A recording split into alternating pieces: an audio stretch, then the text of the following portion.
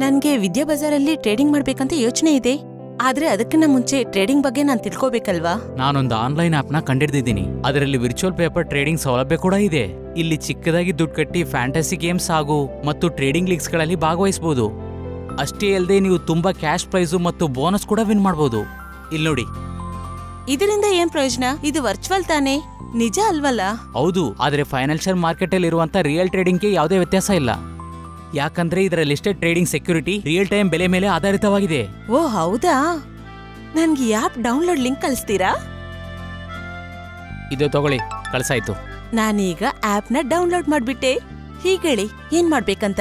ನಿಮ್ಮ personal details ನ fill ಮಾಡಿ ಮತ್ತು ಚಿಕ್ಕದಾಗಿ ಫೀಸ್ ಕಟ್ಟಿ ಅಕೌಂಟ್ ಓಪನ್ ಮಾಡಿ. ಸುಲಭ ಅಲ್ಲ? ಸ್ವಲ್ಪ ಇರಿ. ನೀವು ಆನ್ಲೈನ್ ಗೇಮಿಫಿಕೇಶನ್ ಮುಖಾಂತರ ಟ್ರೇಡಿಂಗ್ ಬಗ್ಗೆ ಮಾತಾಡ್ತಾ ಇದ್ದೀರಾ, ಮತ್ತೆ ಹಣ ಕೂಡ ಹಾಕ್ತಿದ್ದೀರಾ. ಆದ್ರೆ ನೀವು ತಿಳ್ಕೊಂಡಿದ್ದೀರಾ ಈ ಟ್ರೇಡಿಂಗ್ ಪ್ಲಾಟ್ಫಾರ್ಮ್ ರಿಜಿಸ್ಟರ್ ಆಗಿದೆಯೋ ಇಲ್ವೋ ಅಂತ?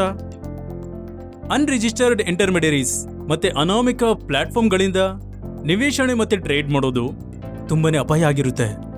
ಆದ್ರೆ ಇದು ಬರೀ ವರ್ಚುವಲ್ ಟ್ರೇಡಿಂಗ್ ಪ್ಲಾಟ್ಫಾರ್ಮ್ ತಾನೇ? ಆದ್ರೆ ಇದು ನ್ಯಾಯವಾದದ್ದಂತೂ ಅಲ್ಲ. ಈ ಆಪ್ನ ವೆರಿಫೈ ಮಾಡದೆ ನೀವು ನಿಮ್ಮ ನಿಜವಾದ ಮಾಹಿತಿಯನ್ನ ಭರ್ತಿ ಮಾಡ್ತಾ ಇದ್ದೀರಾ. ಅದರ ದುರುಪಯೋಗ ಸಹ ಆಗ್ಬೋದು. ನನಗನ್ನಿಸ್ತಾ ಇದೆ ಇಷ್ಟೊಂದು ಜನ ಉಪಯೋಗಿಸ್ತಾ ಇದಾರೆ ಅಂದ್ರೆ ಸುರಕ್ಷಿತವಾಗಿರುತ್ತೆ. ಇಂತಹ ಜನಜಂಗುಳಿಯಲ್ಲಿ ಸಿಲುಕಬಾರದು.